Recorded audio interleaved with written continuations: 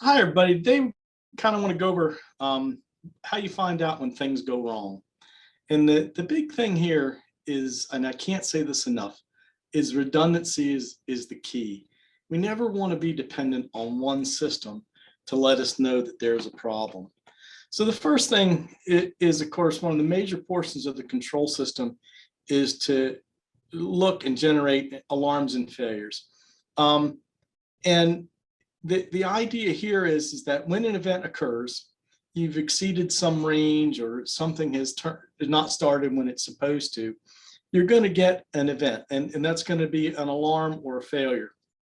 And the alarms are all in clear language, and every time when it's associated with a different event, you get a highlight. So wherever you go, like if the suction pressure is out of range, you should see it highlighted in red. On the panel will be reverse video. The alarm and failure indications down in the corner will turn and change color or reverse video and flash on and off.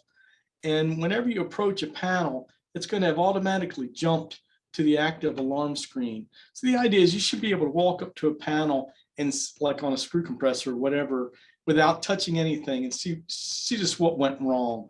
Now, this active alarm screen is a historical log that keeps the last 25 events. That 25 varies from panel to panel. It's never less than 25. Sometimes it's a lot more. And you can scroll through that to see how the events have occurred over time. But again, so the idea is that you shouldn't have to do anything when you walk up to see what's going on. So now the events are broken up into different categories. Like I say, alarm, it normally means that something's been out of range, and it's just bringing it to your attention. A failure normally means that the same has occurred, but or we have shut something down. It's not always, but normally always, the idea that a failure is more severe than an alarm. There's a third category called OEM, which is primarily used on the screw compressor products, but that's where we've set internal ranges on things that you can't go beyond. And so if you see an OEM, that means that you failed on one of our set points. And then also associated with the alarm name is you've got the type. And we just use that as a way to tell you that, hey, the suction pressure is low, the suction pressure is high, the suction pressure sensor has failed. So you'd see the word like failed suction pressure SNSR over here if it was a sensor issue.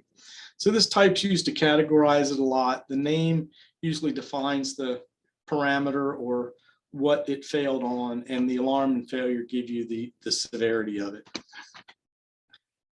So once you've got an alarm, it will pop up on that screen, and it's going to stay. It's going to latch in, and it's going to latch in until there's some sort of operator intervention. Now that can either be done from the PC or from the panel.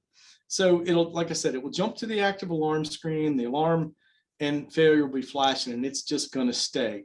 Now, if you're up on a panel, you hit the clear button once, and that will acknowledge the alarm. So that will stop the alarm failure from flashing. Also, if you've got a horn hooked up, it will turn the horn off. So the idea is you hit it once, it says, hey, I've seen this alarm, I've acknowledged it.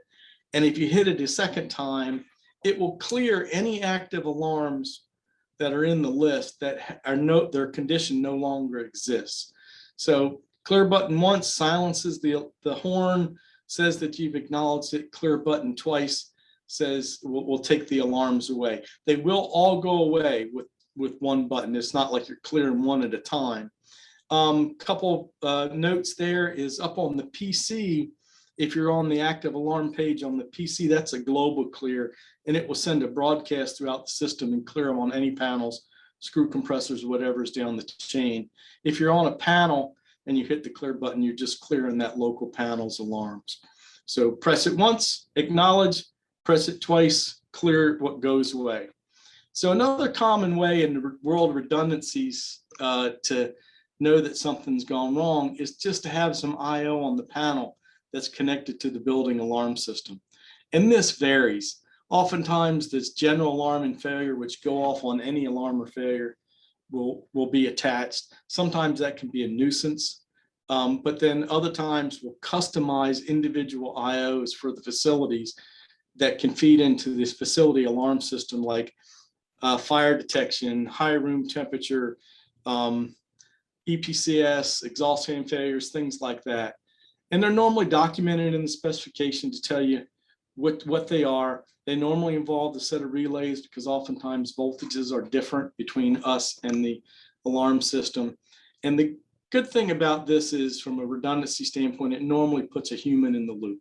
So it's going to go out to the alarm company. The alarm company is going to call and tell you that they've got a fire detection out of the master panel or out off the control system. So that gives you a good way to keep another human in the loop.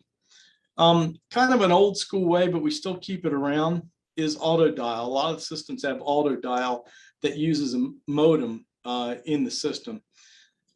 This again will, if an alarm goes off, it'll start calling people, and it goes through a list of people and that you've set up. And it's got an initial delay that when it comes in, it'll wait to allow somebody to acknowledge the alarm on site. And if it doesn't, it will start calling people. And it is relentless.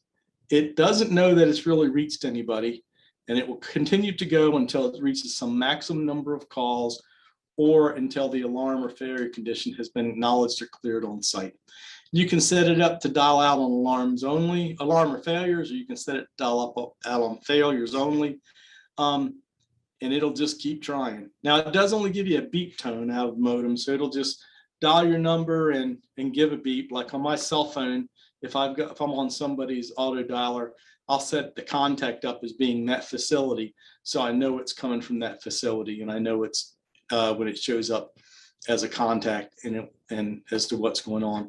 But it just tells you gives you a few beeps, and then you still have to get in to see what's going on. With PC Monitor Enterprise, it's got email and text alarm notification. So this is pretty involved. I think there's a YouTube video up on this by itself. You can set up the different groups. So you can have certain people only get notified of ammonia detection, others get notified of high temperature alarms. You can slice it and dice it however you want. Here also, there's an initial acknowledgement delay to give people at the facility time to do it. And it sends a very descriptive message. It will give you exactly what the alarm and failure is. Now, the good thing to this is that it tells you exactly what's going on. The difficult thing about this is it doesn't know it's reached its intended target. And once an event has occurred and an email has gone out, it doesn't send another email out. We are looking at maybe making some modifications to that so that we'll try a few more times to make sure that people get notified. But it will tell you exactly what's wrong, and you can just disperse it based off the different groups as to who gets notified versus what. In coming as another alternative from the redundancy standpoint is our Pulse product with IoT automations. Here we can, up in the cloud, take in and do some logic on it, so that in the case of like an ammonia detection event, we can allow it to try to be acknowledged locally, and if it doesn't, notify the personnel locally that, hey, you haven't done this. And then if that still doesn't get resolved, we can start pushing it and notifying different people up the chain. It won't take any actions down on the system itself, but we can increase the notification levels out. And this is just kind of in its infancy. We're just learning more and more about what we can do with this and how it's going to work.